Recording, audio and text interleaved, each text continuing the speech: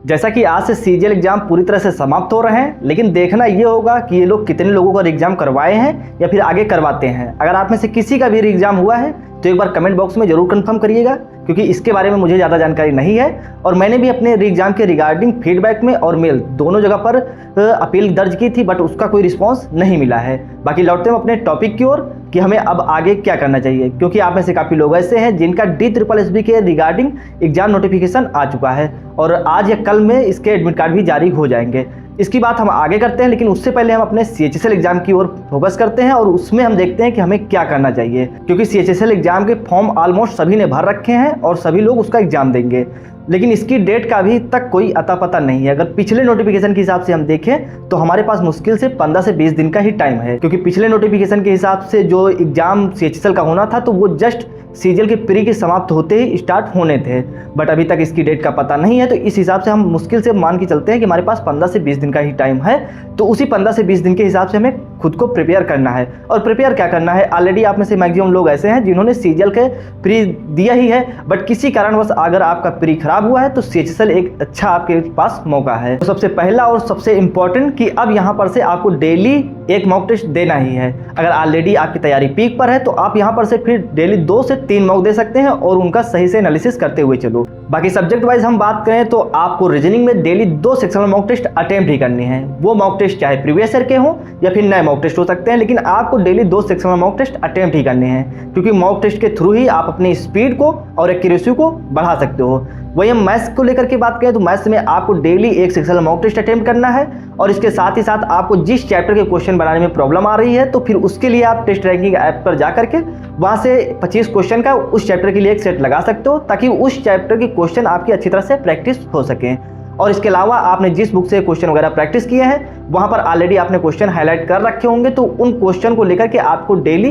15 से 20 क्वेश्चन वहाँ पर से सॉल्व करने हैं और मैथ्स में आपको सिर्फ बस इतना करना है। वहीं जीके जीएस की बात करें तो जीके जीएस में आपको डेली अपने नोट्स रिवाइज करने हैं और इसके अलावा आपको टेक्स्ट बुक से जाकर के प्रीवियस ईयर जो चैप्टर वाइज वहाँ पर सेट दे रखे हैं तो आपको डेली 1 से 2 सेट सॉल्व करने हैं, जो कि 10 क्वेश्चन के सेट होते हैं, तो उनको आप डेली सॉल्व करो। और इसके अलावा वहाँ पर जो एक्स्ट्रा उसमें डिटेल वगैरह दे रखे हैं तो उनको अच्छे से पढ़ो और अगर कोई लिखने वाला पॉइंट मिलता है तो आप उसको अपने नोटबुक में जरूर नोट करो। और बाकी आप में से मैक्सिमम लोग ऐसे हैं जो आगे चलकर के दिल्ली पुलिस वाला एग्जाम देने ही वाले ही हैं, तो वहाँ पर सबसे ज़्यादा जीके जीएस का वेटेज है, तो जीके जीएस वाले पार्ट को अच्छी तरह से जरूर कंप्लीट करके रखो। कोई बुक परचेज करना चाहते हो तो फिर आप खान सर की बुक ले सकते हो, जिसमें कंटेंट काफ़ी अच्छे से दे रखा है, जहाँ पर से आप अच्छी तरह से इस बुक को कंप्लीट कर सकते हो। और खान सर के बैच की बात करें तो उसको कंप्लीट करने में आपको काफ़ी टाइम लगेगा, लेकिन आप इस बुक से लिमिटेड टाइम में अच्छी तरह से कंप्लीट कर सकते हो अपने जीके जीएस वाले पार्ट को। और हाँ, इस बुक को तभी परचेज करना जब आप इस बुक को कंप्लीट कर सकते हो, सिर्फ सजाने के पर्पज़ से आप इस बुक को मत ही परचेज करना। इस बुक का लिंक आपको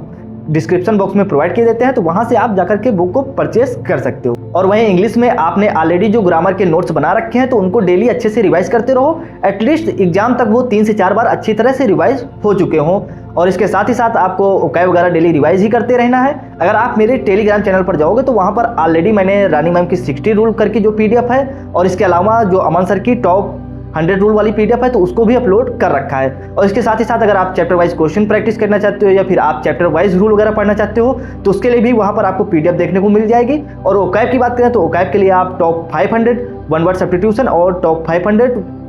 आइडियम फ्रेजेस की भी PDF वहाँ पर देखने को मिल जाएगी। तो एग्जाम से पहले इनको अच्छी तरह से वहाँ पर से रिवाइज कर लो और इनको अच्छी तरह से कंप्लीट कर लो। बाकी आपको डेली बैठ करके 10 से 20 आपको पैरा जंबल वाले क्वेश्चन सॉल्व करने हैं। और इसके अलावा आपको एक क्लोज टेस्ट या फिर आप जो पैसेज है तो इसको कर सकते हो, लेकिन आप क्लोज टेस्ट और पैसेज को अल्टरनेट डेज पर रख सकते हो कि एक दिन आप क्लोज टेस्ट कर लो और उसके अलावा दूसरे दिन आप वहाँ पर से पैसेज वाला पार्ट कर लो, क्योंकि SSC का कोई भरोसा नहीं है कि आपके एग्जाम में पैसेज दे या फिर क्लोज टेस्ट, तो दोनों को आप अच्छी तरह से अभी से कंप्लीट करते हुए चलो। वहीं आप में से जितने भी लोगों ने सीजीएल के प्री के एग्जाम को दिया है तो अपने टाइम को बिना वेस्ट किए हुए अब सीधा आप मेंस की तैयारी स्टार्ट कर दो। और इसके साथ ही साथ अभी से आपको कंप्यूटर और टाइपिंग पर विशेष करके फोकस करते हुए चलना है। और टाइपिंग की बात करें तो टाइपिंग में अगर किसी प्रकार की प्रॉब्लम आपको आ रही है तो ऑलरेडी मैंने डिस्क्रिप्शन बॉक्स में वेबसाइट का लिंक दे रखा है टाइपिंग के लिए, तो आप वहाँ से चेकआउट कर सकते हो और वहाँ से जाकर के आपको 3 फ्री मॉक टेस्ट देखने को मिलेंगे, तो उनको जरूर अटेंड करो। अगर बाय द वे आपको अगर पसंद आते हैं मॉक टेस्ट वगैरह तो आप 90 डेज का प्लान ले सकते हो, जो कि अपने आप में काफ़ी सस्ता प्लान है।